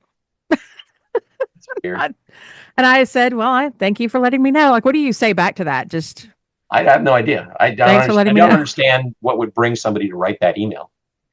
I mean, and the fact that they had to, there was that moment like where Like I'm reading sending it an going, email to somebody, hey, I just want to let you know your dog is ugly. that's exactly what it felt It's like. It's like, like, I felt like someone was calling my baby ugly. I was like, oh yeah, my yeah. gosh. Like you took time out of your day to tell me this. And they didn't tell me why they thought it was terrible. They just wanted me to know that it was terrible in their mind and that they were doing me a favor by not leaving a review. Well, at least that last part was nice. Um, yeah. I think most You, people you, you are could have done me an additional favor by not sending me the email. not sending me the email. Just keep, and I always think if you have bad thoughts about something, keep it to yourself. If you enjoyed it and you liked it, then by all means, let everybody know, tell the author, let them know, send them an email, leave a great review. But if you're like, this is a 1 star for me because I don't understand or I don't like or this is wrong, but then maybe it's just not for you and just pass on. Just go ahead and or if you're going to leave a review with a 1 star, by all means, I'm never going to tell somebody how they should or should not review. Then at least just say this book was not for me, Right. but maybe it's for somebody else. I owe some people reviews because I'm behind. I've read more indie authors in the past 4 months than I probably have read in my lifetime. Hmm. But I know how important it is for people to get. Now, have I liked every single book? No, but I still appreciate them for what they are. Yeah. You can find something positive to say about every book. Exactly. And now there's not been one that I haven't like there's not been a book that I have read from an indie author that I've hated. There's just some that are not necessarily my cup of tea, Right. but I still appreciate what they've done. I appreciate the story. I appreciate something about the characters, but I just know that may not be my genre. Having Right. said that, I've also found new genres because I've never really been a big fantasy reader or romantasy readers. I've read fantasy my whole life, but Right. not the new genre of romantasy. And now I've been reading that, and it's not bad. Yeah. I so it's given me a chance to explore a lot of things, but I also think people are harsh. People are mean. It can be. So, I mean, I'm getting close to 50, and I You're still a kid. just oh thanks. I I'm 66. feel 66. No, that's young. Yeah. That's young. Just a kid. Yeah. Teenager. And do you still have the mindset of a 25-year-old? I don't know if 25, because I was pretty messed up at 25. I'm Ooh. glad, maybe 40 years old. I Uh, was struggling through a lot of stuff at that age. oh, I see. And I still think sometimes that I have the brain of like a 21-year-old, but more common sense. Yeah, I guess that's true. I guess, still, Just not a lot more common sense, just I a don't know. little bit more. I think you have a lot more. Oh, I don't know. It depends on who you ask and what day it is. I it is weird now to sit. Do you ever get back and say, "Oh my God, it's so weird that I'm an author"? Sometimes, yeah. Do you Sometimes own I it? don't think of myself that way, I guess. Okay. Um, I think that I've written some books, and I do say that I'm an author, but I don't think that Of yourself as an author? yeah, that's my defining characteristic. It's one of the things I'm really enjoying doing. I'm liking the stage, but I do a lot of different things. So, but I do like that part of it. So you do ghostwriting, right? I do. I was doing that What? today, as a matter of fact. Oh, and so that's what allowed you to work at home, to stay at home. Yes. Is that what you So, like about it? yeah, I am very lucky to have the most supportive, loving, kind husband on the face of the planet and our cost of living is very low. Hmm. And he has a good job, but I also feel like I can't not contribute something. And Yeah. I had been ghostwriting before I left the other job and was surprised that you could make money doing it. So I usually have about 3 or 4 projects going at any given time. Wow. How do you manage that in your own books? I mean, if you write all day on these other things, and now it's time to go and sit down and write on my book, It, are you just it, not like spent? oh yeah, I have to like designate time. Like I'm writing with somebody else for like a young adult duology, and he Hmm. will Oh, right. harass I me. listened to that email. Yeah, Yeah, he will harass me. Like, so Amara, are you planning on putting up those chapters that you said you'd already written? I'm like, yep, sure will. Has Uh, he finished your book? no, I So swear. you should rag on him about that. I do every time. I'm like, I'll tell you what, I'll put up my chapters when you finish my book. There you go. I will dedicate 3 days a week to ghostwriting, and then Okay. I will dedicate. Okay, that makes it easier. Yeah. So, and I do a lot of it like it's sporadic. So I'll do like an hour here, 2 hours there, take a break, go take care of the kid, spend time with the husband. But I will allow myself 3 days. And that's usually those 3 days can vary. But if I allot that day, there's no personal writing going on. Hmm. And I Yeah, never that makes put, it easier. yeah. And I never put them back to back. So it's never going to be 3 ghostwriting days in a row. I'm going to make Okay. sure that I space them out, but I'm sort of like you with yours. You said that you were like in the middle and not really sure what to do, and that's exactly where I'm at. Hmm. Is I know the general arc of the story, but I don't know how I want it to get there. Maybe if I were more of a plotter, then this If you wouldn't be ever an want to issue. brainstorm, just let me know. Oh, don't tell Sometimes me that. sometimes just talking it over with somebody, even if they're just listening, Oh, I can. was hoping that my co-writing partner was going to be the person I could go to and say, "Hey, what do you think?" But he hasn't finished the damn book. Yeah, yeah. I'm gonna look, and he's gonna listen to this and be like, "Oh, I know. dang, I'm getting called out Now, on now he's what gonna I did right." now he's gonna have to go finish it. Well, and I think he says he reads 15 pages a night, and I'm like, then by now it would be done. Right. But it's collaborating with somebody is weird. Would you ever collaborate with somebody? I'm collaborating right now, actually, with Are you on what? so this is I'm part of a fantasy writing group here in the Bay Area, and so we meet regularly. Um, and so this woman and I, Christina, are writing a kind of a paranormal story. It's a odd little thing, an idea I had a while ago, and it's morphed into something else. It started off as a little bit of a Harold and Maude kind of thing. I don't know if you know the movie. Oh yeah. It started off a little bit like that, and so there's ghosts in it, but it's more like a family. It's set here, right? It's not an alien thing, but it's more of a interpersonal family thing. It's young boy, he's lost his mom. Um, all of a sudden could see ghosts, and it started off as going to be a sort of a sixth sense thing where you didn't really realize that the other person was a ghost until later on. But it was hard to pull that off, because it's kind of kitschy, like, okay. I had a bunch of ideas along those lines. Everybody will compare it to the Sixth Sense. Yeah, and it wasn't enough of a reveal to really carry the book, right? So at the end, you're like, oh, okay, great. Um, but so it's turned into a really interesting little story. So we're working on it. So we're both kind of chipping away at it, but Are you like alternating how are you doing it? Are you alternating chapters? I don't know. We're sort of figuring our way through it. So right now we're kind of plotting it, and we're both writing. It's a dual POV, so it's the boy and this woman. Are Um, you the boy? I'm the boy, so the boy's in this. He's like a little older than Dashin, right? So he's like mid-20s.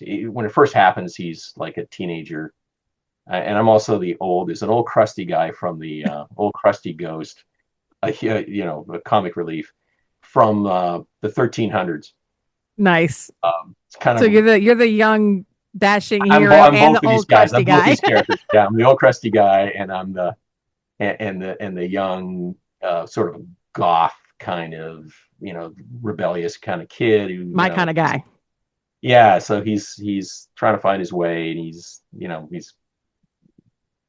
struggling because he was real close to his mom, and he can't let her go, and now he's got this ghost attached to him who's like this sort of this old lech, crusty, you know, guy who died during the Middle Ages during the bubonic plague, right? So he's been floating around forever.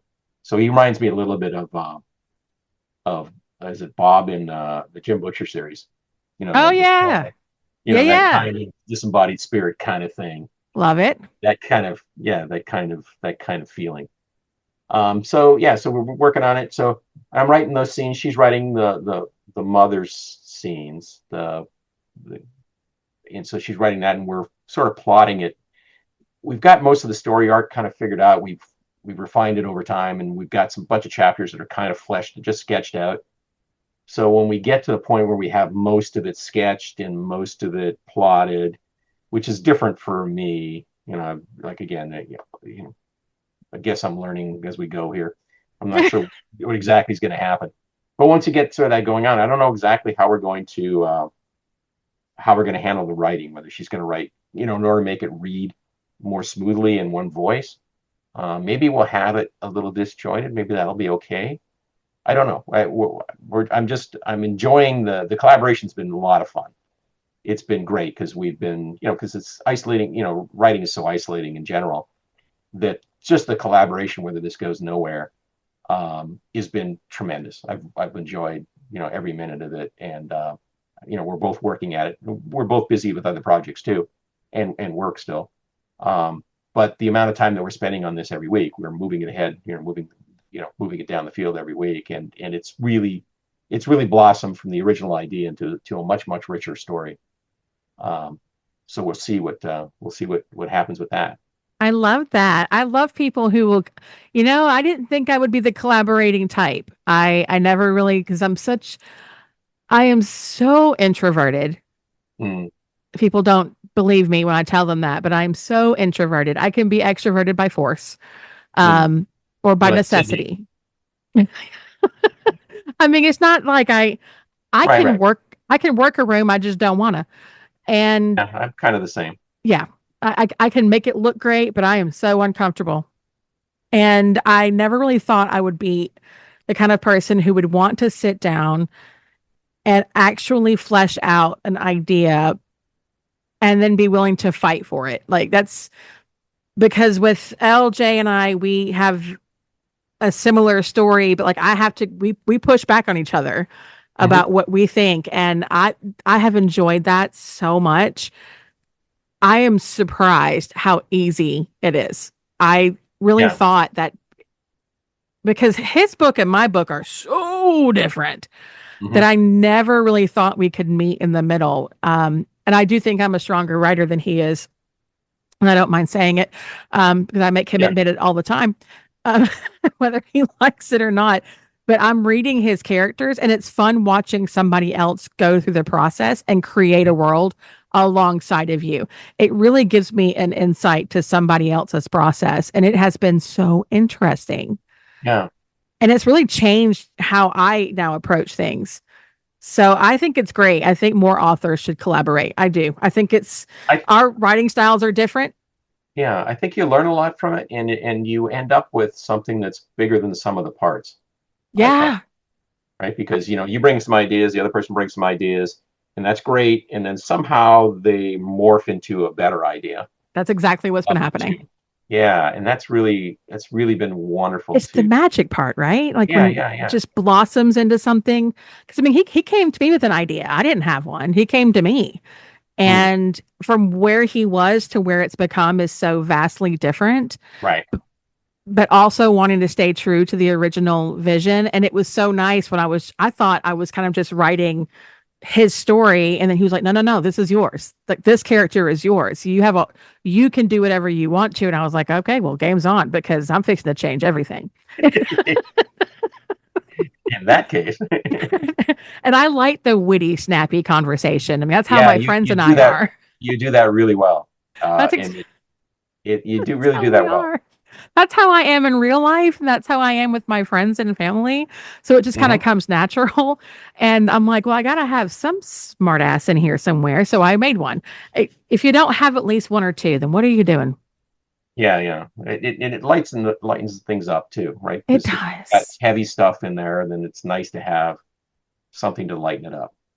It is. I hate to be the person to do this, but like when you finish your this when you want someone to finish this book, I know what I took away from it. So I'll tell you what I took away from your book. But what do you want people to take away?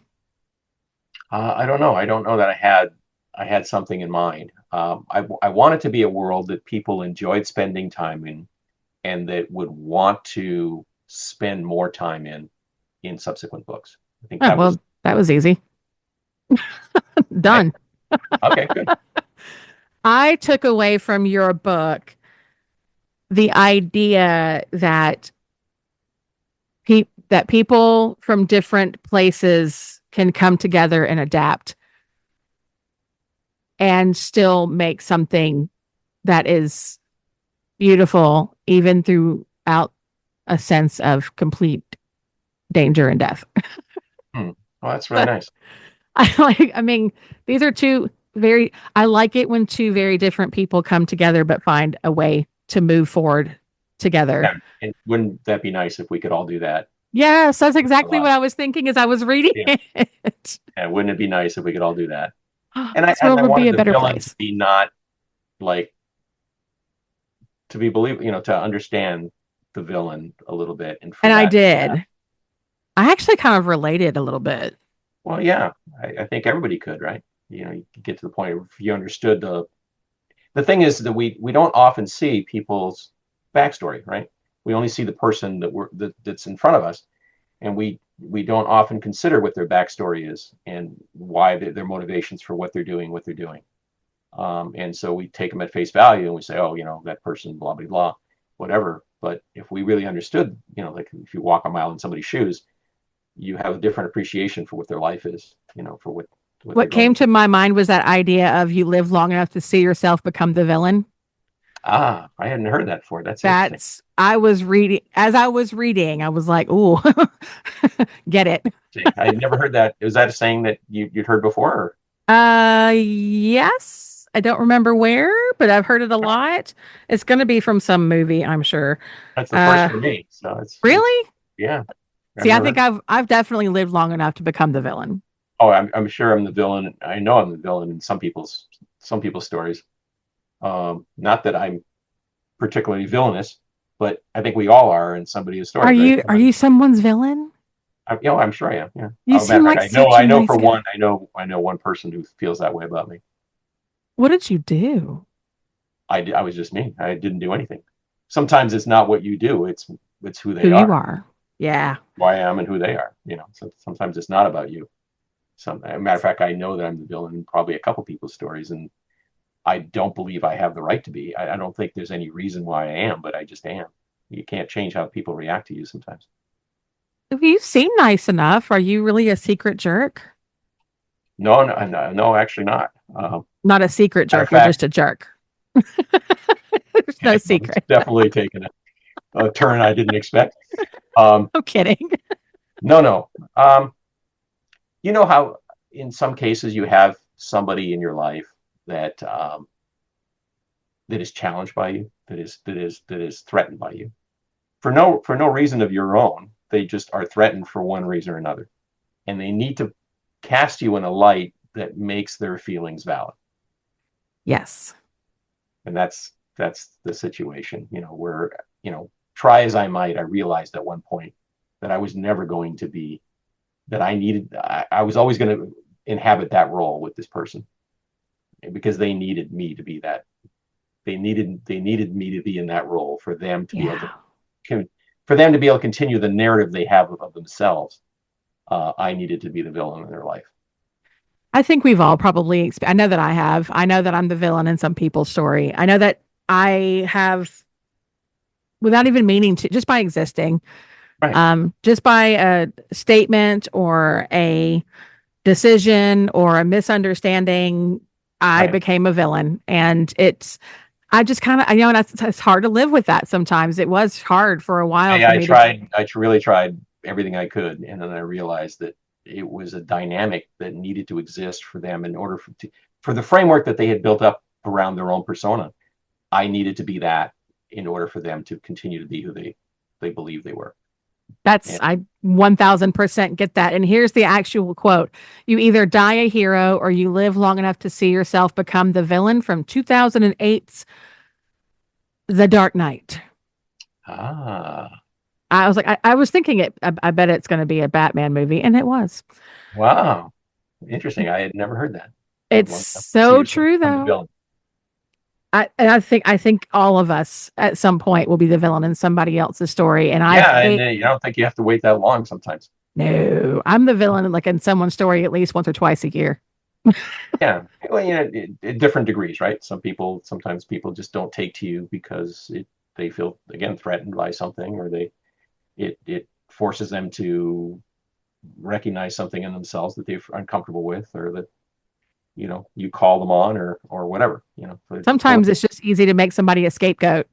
yeah, absolutely. Sometimes it's easy to deflect from you. It's not my fault. It's because this other person, whatever. So Yeah, yeah, living in a small town, you learn about that yeah, small quickly. towns especially. Because And then I'm there's alliances, right? And you can't be friends with this person without pissing off somebody else. This is why I just stay home. I don't want to be in the drama. Well, you can see I have a home office here, and I essentially live here.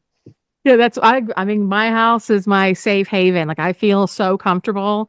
I'm Hmm. happy when my husband is home. I am happy. Like I want him to be at home with me. And we go out and do things, but we like to go and do things together as a family. We have a very Yeah. small core group of people that we hang out with that have helped me raise my kids. And I'm good with that. That's all I need. Where do you write? Do you write at I a desk? Do you write in a chair? Do you write like Right move around the here. house?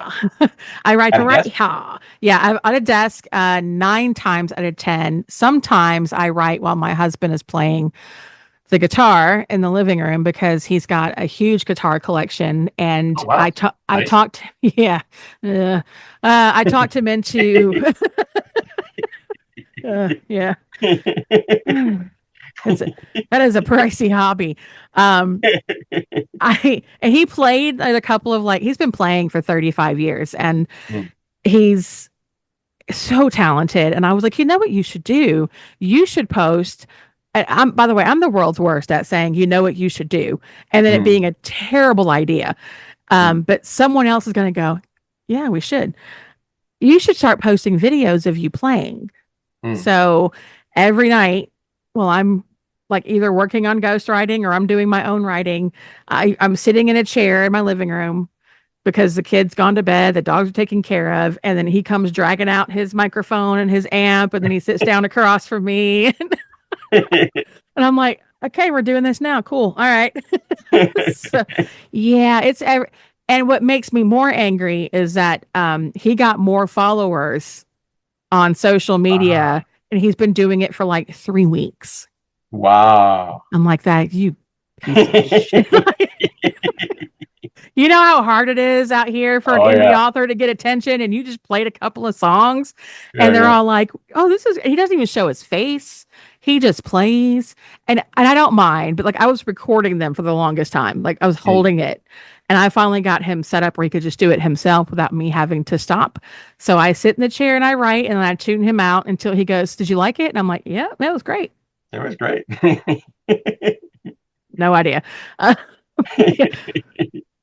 but I can't write in bed. I can't I can't write anywhere. It either has to be right here or in that one chair.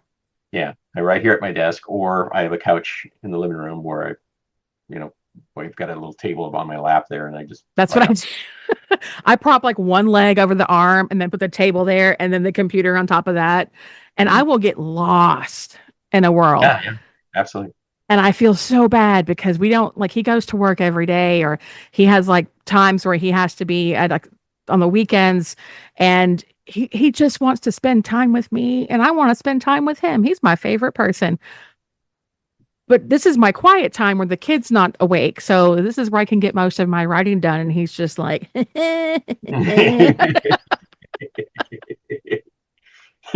having said that, he is making a soundtrack for my Cool. book. So I can't be angry. He's Uh, very talented. But that's like that, great. do you know how much a guitar costs? Yeah, expensive. And then especially if you got the amps and the equipment and all Oh, that he's stuff, got it all the pedals. the The pedals and all that stuff. Man. he probably has oh gosh, like 30 guitars. Wow. But I remember Gonna have when to we write a lot more books. yeah, I'm like I can't.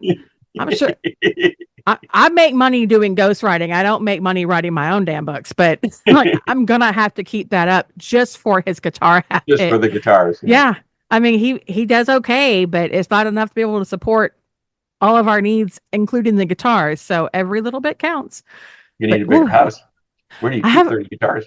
he's got a man cave. Oh, It's a very large man cave. must be. Yes, it's a garage that was closed in. Mm-mm. And they were all nice in there, stacked pretty. And now he has moved them all into our dining room. I'm like, okay. And I'm glad we don't use that table. It's fine. He's got them all. And I'm like, what do we, there's more. That man is a diva. I swear. I love him so much. And he is the calmest, quietest, most gentle soul on the face of the planet. But when it comes to music, he becomes a little diva. Like he needs it set up this way. He has more equipment and an iPad. It's all set up. And I'm like, Oh, me and my one little computer. yeah, yeah. I thought I was hot shit just for getting a microphone. Yeah, it looks fancy. Yeah, it's because I was having to hold one, and these are his. I stole them from him. Yeah, no, I don't get the fancy stuff because I don't need the fancy stuff. Right. But to play music, apparently you have to have a $3,000 guitar. Apparently, 30 of them. Yeah, 30. I mean, but I let him have it because when he was younger, he had to pawn a lot of his good. Like when he bought a Wow. guitar, he'd have to pawn it off. Wow. And one of them he bought and sold back about Mm. 15 Right. times, and I'm Wow. like that thing has probably been paid for like 30 times over by now. Right. Um, and I said I would never, ever, ever, ever put him in a situation where he would have to pawn a guitar. And so I started the obsession by buying him one. And then I bought him Uh-oh. another because I was like, we need to, I don't ever want you to feel like you have to go back to that place again. That's And then it just went out of control. yeah, yeah. Don't do it. Don't get an expensive hobby like that. Thank God he's cute. Best dad and he's cute. That's all Sounds like a keeper. he is. And he has, when I told him I was leaving my job to come home, he was so supportive. And I will say that my husband has not read my book either. Hmm. He has his reasons, but I don't think they're valid. He's reading it. He still hasn't finished it. But I've never met someone more proud. Like when the books came in the mail and we got to Hmm. open them, he was more proud than I was. That's great. Yeah. Is your wife supportive? Yeah, she's really supportive, which is nice because it's, I try not to talk about it all the time because, It's hard not to. yeah, it's hard not to. So it's nice that I have the writing group and I have, the online Instagram group or whatever it is because, it allows me to talk about writing and the book and not be belaboring it all the time every time we have a conversation. And she's a big reader. She reads a lot, so which is great. So she's read my books and she's enjoyed them. But she reads like I don't know, 10 books a month or something. Oh, A lot. She reads more than I do. With the writing, I don't read as much as I used to. See, that's Um, what I found. The more that I write, the less that I read, and you it's know, you so just have a hard. certain amount of time. Do I spend time writing on the book, or do I spend time reading? And I do enjoy reading, but I just don't read as much. And I'm reading, like you say, I'm reading more indie authors, and thankfully I read pretty quickly, so that really helps. You know, because I used to read more slowly when I was much younger. Um, but so that allows me to get through books a lot faster. But but yeah, it's tough to find time, right? I mean, it's just with everything, you know, you have to decide. Life, man. Yeah, There and should be more hours during the day yeah, so it's that I would just sleep. yeah, or scroll or whatever. Doom scroll my life away, Yeah, yeah, yeah. It's so easy wondering why these he days. has more followers and likes than me. Yeah, that's That's exactly right, what would right. happen. Even on TikTok, I don't do TikTok. I tried. I'm on it. I have one post on TikTok. The idea, yeah, I don't do it either. I want to be better at it. I'm just not. He's he's going away doing his thing. I'm like, oh, well. And the man doesn't know how to use his phone. He didn't, he's tech. We spent the past 3 days just trying to get his phone situated because we got a new phone, and he doesn't Hmm. know how to use electronics. Not his thing. Hmm. He Electronics are my likes. thing, but I hardly ever use my phone when somebody's bragging to me about the cell phone because I spend all my time here, so I never use it except Oh, when I go somewhere.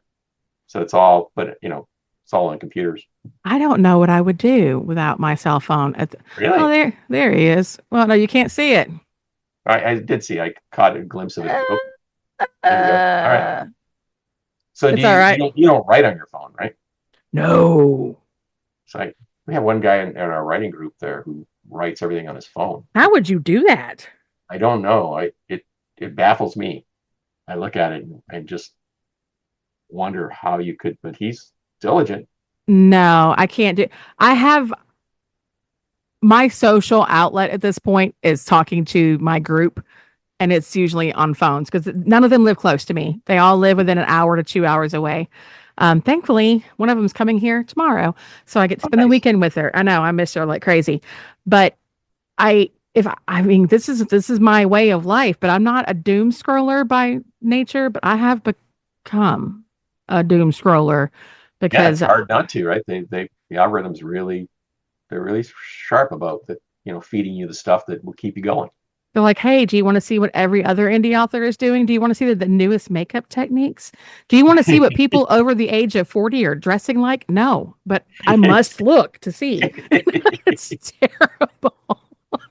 Do you want to see what Coachella is like this year? No, but I'm going to watch it. It's terrible. But I mean, if someone wanted to take me to Coachella, I would go. I don't, but I'm not paying that kind of money to go to a music festival. I got books to write. Yeah, that's right. Lots of David, books to it's write. been so much fun talking to you. You were going to have to do this again.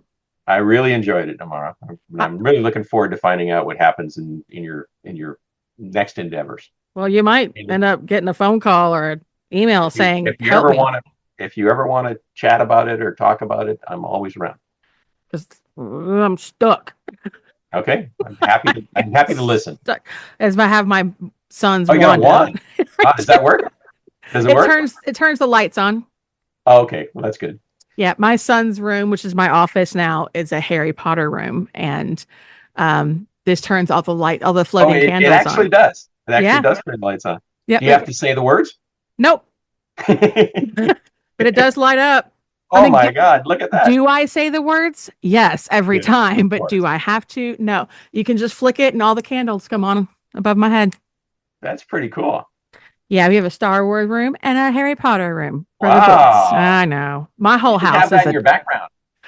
well, it's kind of a mess right now because I was packing book boxes. So there's a lot Yeah. of trash where I was packing book boxes. Uh, Because I'm mailing off how's that some going? How's the books. book box thing going? It's fun. I'm packed up my third one today, and I packed up boxes to be sent to a bookstore in West Oh, Virginia. nice. So I'll be in a bookstore, but I really have fun. I really wish people would all buy them because I really enjoy packing them. Why No, do it's I have really so cool. much crap to put in there? I don't know. Yeah, it's kind of intimidating to me. People always seem to have all these things that they put in their boxes, and I just have my book, and I had some bookmark made, so now I have a book and a bookmark. But I just ordered some like fancy paper, you know, the wrapping paper, whatever. and a sticker that says thank you or whatever. But I literally didn't buy anything. I had all of the I stuff saw you already. packing your box. You already had all that stuff. I already had it all. Oh my God. But in my former job, I had to make a lot of thank you bags, and Ah, I paid all that. Like the wrapping paper was stuff that we ah, used from my other job. So got it. when I left, I took it all with me. So all the Right, right. stickers, I've had it all. Oh, okay. Well, you're already really organized. Yes. So like I have a whole thing here that I would use to make like gift baskets and stuff with for like thank yous for donors or whatever. Yeah, And yeah. now I have a use for them. So I need people to buy it so I can get rid of this stuff. But yeah, man, I most of this stuff came from either Did Amazon. you post something on your page that you were doing this? I think there was like a small post or Yeah, something. very small because I wanted to see how it was going to go. You And put it's like some hard to, pictures of it or whatever it is. I think you yes, did like a reel of you two going to the post office or something, didn't yes, you? I did of us going to mail it. And Yeah, yeah, it was cool. it was so awkward because I You did had the great. book in my hand and like this is somebody else's, but I had the book in my hand and I was like, this is my book. I wrote this. And she was like, oh, great. Media mail, $4.97. And I was like, okay. She Oh, didn't. that's great. I really wanted like to celebrate. And she was like, and it's going to cost you $4.97. And this is why my shipping is $5. And I was like, Yeah. okay. And then as we were getting ready to walk out, she goes, hey, girl, congratulations. And I was like, Oh, that's nice. it's very exciting. And I'm very excited to actually put my book in a bookstore. Yeah, Um, yeah. and I have a book signing coming up. Do you ever do any book signings? I'm thinking about it. I haven't worked up to it yet. So I'm I'm gonna terrified. find out how the introverts do at it. You'll have to let me know. I'm terrified because what if nobody is there? What if nobody buys my book? Yeah. They will though, because I will. My You got husband says I am like a salesman. Yeah, but bring some friends there or something. Have I am. I'm a too few, afraid to go alone. yeah, have a few people at least there, your friends to buy your book. At least it'll look like there's a few people there. Just come stand around and look like you're in. Like, and I said I was going to bring my son because he's in a wheelchair and I'd just park him next to me and make everybody feel bad into buying my book. And that's terrible. I know it. How old is he? He's 26. Oh, cool. Does he like your book? No, he doesn't like anything. He likes Star Wars. No, Okay. he doesn't like anything. Most days he hates everything. And then other days he's like, this is the best day of my life. But he just had oral surgery, so he really hates everything right now. Oh, yeah, yeah. Well, that's Yeah. understandable. You have children? We know just the dog. You want some? Uh, oh, pass for right now. Let me think about Oh. it. I've got a 32-year-old daughter. You can have her. We got nieces, we got nephews. Mm, Those are the best. yeah, because you can shake them up and send them home. That's right. As someone who said I never wanted to have children, uh, boom, twins. Yeah. And you say you have a daughter as well. Yes. Wow. She is off on her own, living her life. She's doing well. And then I've got my boys. And we still have my son that's passed away with us because we kept his ashes and we travel with him. And everybody always says, well, what's in the dog carrier? And I'm like, my son, you want to see? And it Wow. freaks people out. Mm, But I can't not take him with me. mm. So he goes everywhere. And they'll always, and there's nothing worse than going to an airport with a box of ashes because everyone assumes it's cocaine. Really? Yeah, because it goes through the X-ray Oh, yeah, machine, yeah. and all they see is a bag of powder in a box. Mm. And I'd be like, no, no, no, you can open it. Go for it. Go for it. And then they freak out every time. Or I'll say, he's feeling a bit ashy today, so just don't worry about it. And they look, I have a sick, twisted sense of humor. Oh, well, you do you? That's, I won't do anything else. I'm too old to care now. Yep. All right, David, why don't you get All right. back to your life? All You right, were you too. you were Thanks, Amara. great. Thank you. Having a great night. All right. Bye. Bye.